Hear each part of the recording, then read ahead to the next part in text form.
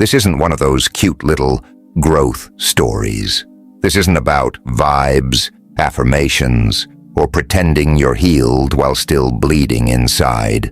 This is about impact. Because what just happened to you wasn't a change. It wasn't improvement. It wasn't evolution. It was a detonation. Something inside you snapped so hard, it tore through the invisible rules people live by. The kind of snap that doesn't ask permission, the kind that doesn't come with warning labels, the kind that makes reality flinch for half a second and go quiet.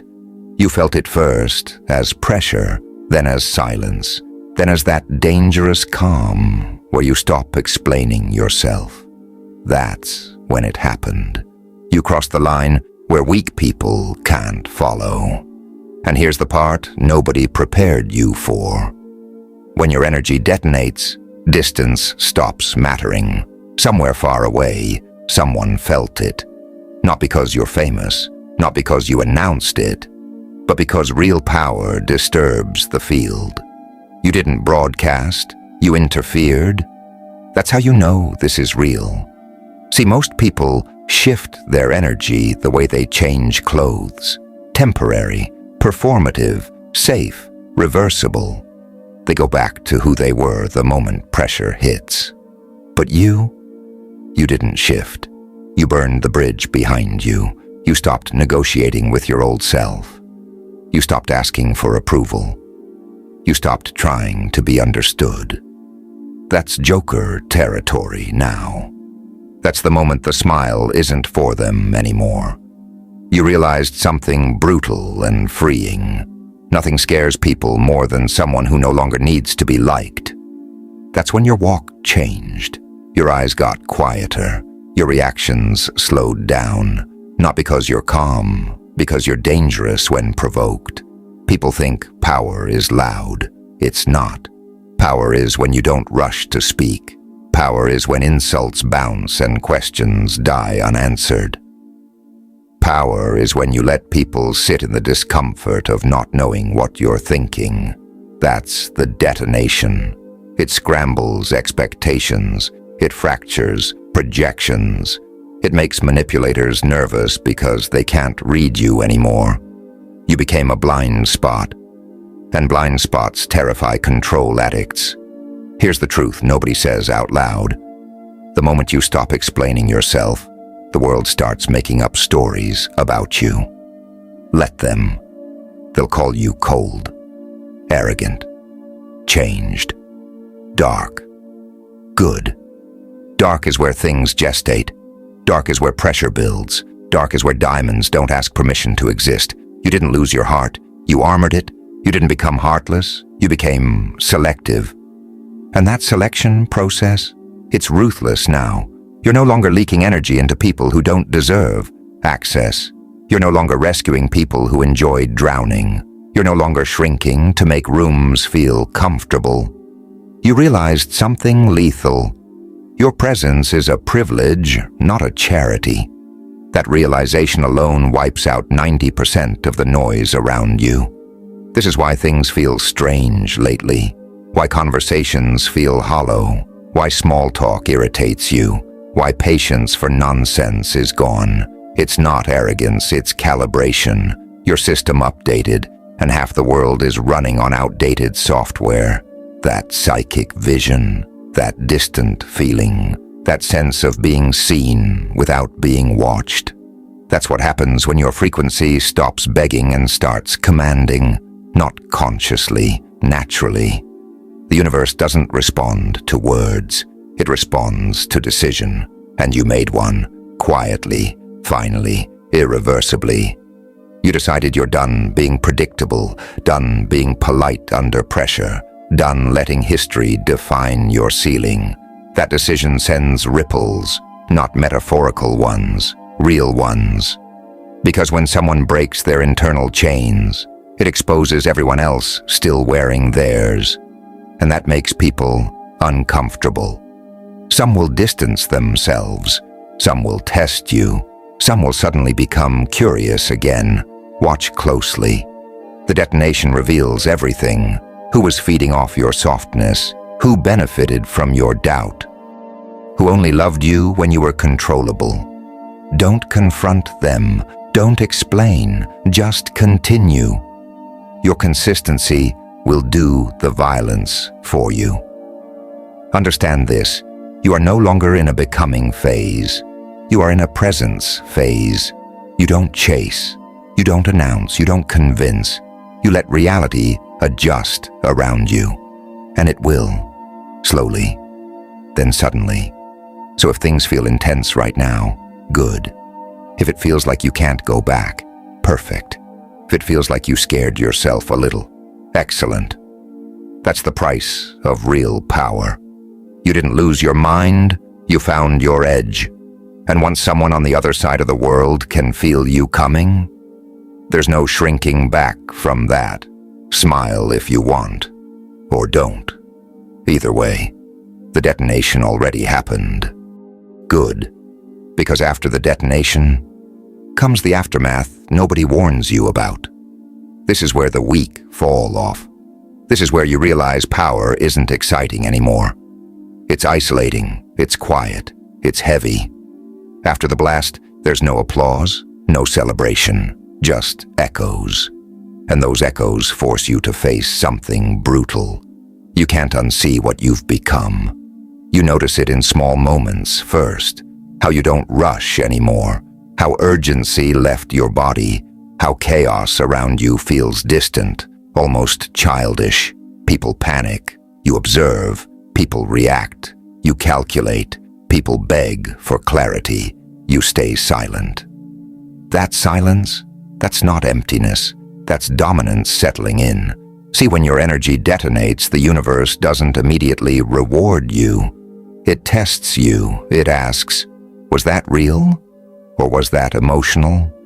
So it sends friction, delays, misunderstandings, false losses, not to stop you. To see if you'll fold, most people do. They get scared of their own intensity. They apologize for their edge. They dilute themselves to feel accepted again. You didn't. You stayed sharp. You let the loneliness sharpen you instead of soften you. That's rare. That's why the world feels different now. You're standing in a space most people never reach. The space where identity collapses and intent takes over. You're no longer driven by motivation. Motivation is fragile. You're driven by decision. And decisions don't need hype. They don't need validation. They don't need permission. They move whether people clap or not. That's why your energy feels heavier lately, dense, pressurized. You're carrying something unfinished, a version of you that hasn't fully stepped forward yet. But everyone can feel it pacing behind your eyes. That's what people sense. Not confidence, not ego, certainty. Certainty terrifies people because it can't be negotiated with. You don't argue your worth. You don't explain your vision. You don't lower your tone to make others comfortable. You let discomfort teach them. This is the phase where masks fall. People reveal themselves without realizing it.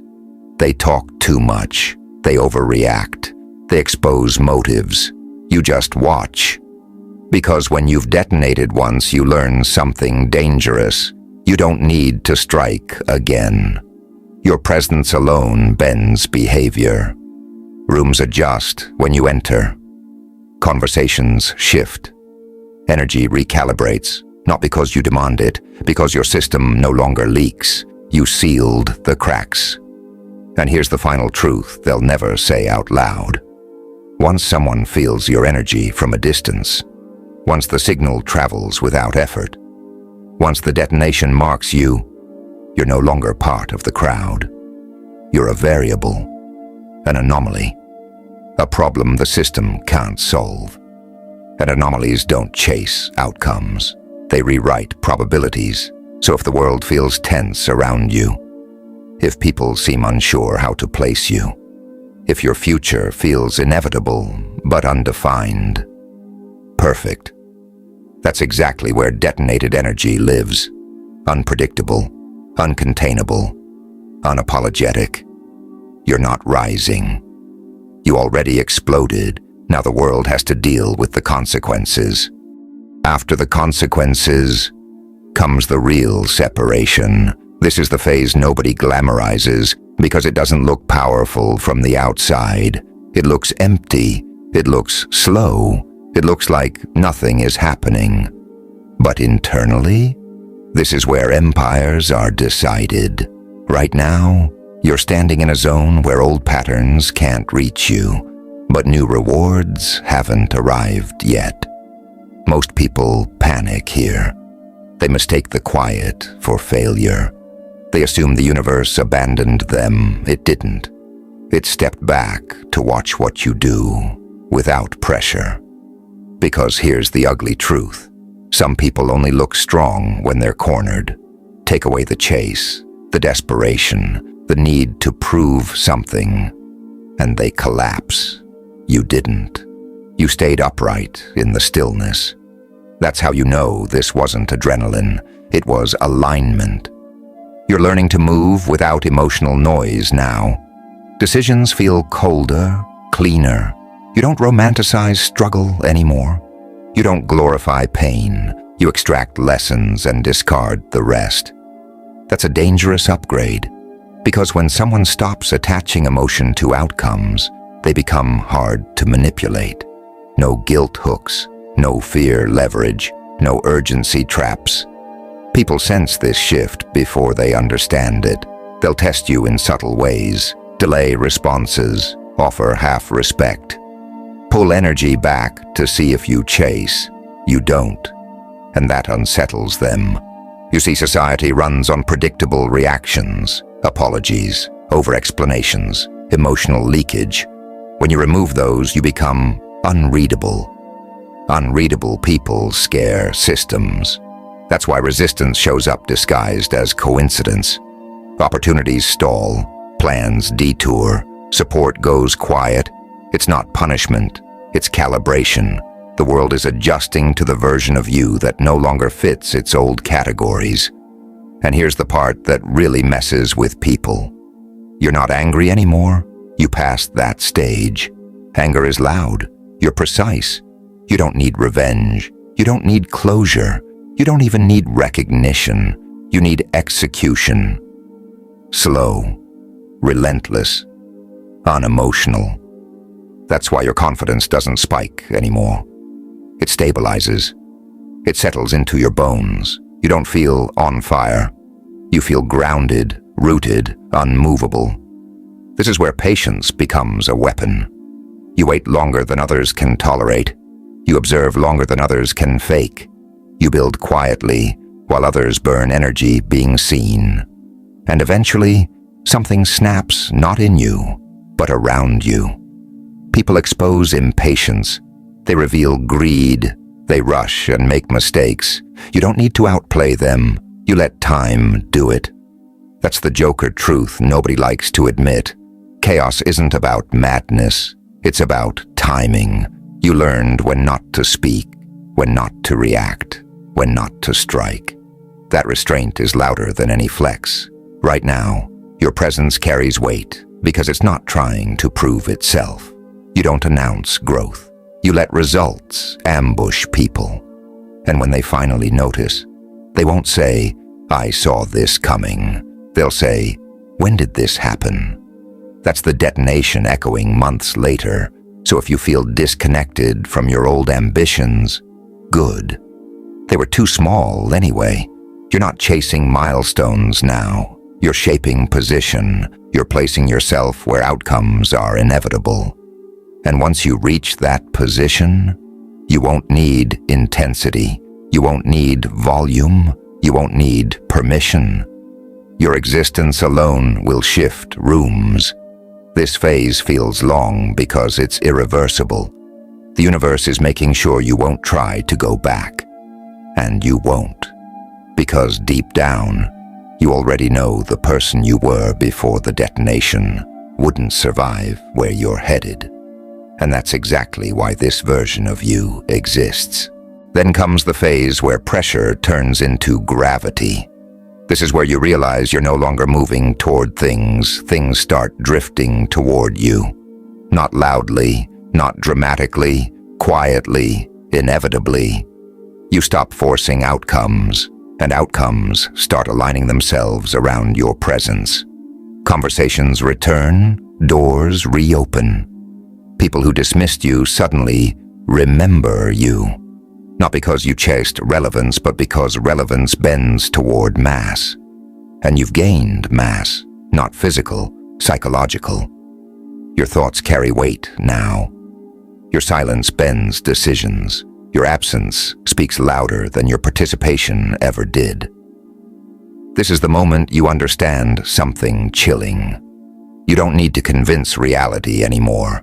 Reality already adjusted. That's why your instincts feel sharper. You don't overthink. You don't second guess. You see patterns forming before others even realize there's a game being played. You're not paranoid. You're early. Early always looks crazy to people who move late. You notice how people talk differently around you. They choose words carefully. They hesitate before lying. They test boundaries with jokes instead of demands. Because subconsciously, they know something. You're not easy to push anymore. Your energy doesn't spike when challenged. It doesn't collapse when ignored. It stays steady. And steady energy is terrifying. Because it means you're not operating from emotion. You're operating from position. This is where restraint becomes ruthless. You could react. You could confront. You could dominate the moment. But you don't. You let people reveal themselves fully. You let them exhaust their tactics. You let them underestimate you one last time. Because you've learned the difference between impulse and impact. Impulse wants satisfaction now. Impact waits until it's permanent. You're not here to win arguments. You're here to shift trajectories. That's why your wins feel delayed but irreversible. When things finally move, they move all at once. When doors open, they don't creak. They swing. And when people realize who you've become, it's already too late to adjust. They missed the window where they could influence you. You don't burn bridges dramatically. You let them decay behind you. No announcements, no speeches, no goodbyes, just distance. And distance, when paired with certainty, creates myth. People start filling the silence with assumptions. They project power. They exaggerate your moves. They overestimate your intentions. You let them, because myths protect you better than explanations ever could. This is the Joker truth beneath the chaos. Control isn't about force. It's about unpredictability wrapped in restraint. They don't know what you'll do. They only know you could. That possibility alone keeps them careful. So if your life feels like it's tightening, like options are narrowing, understand this.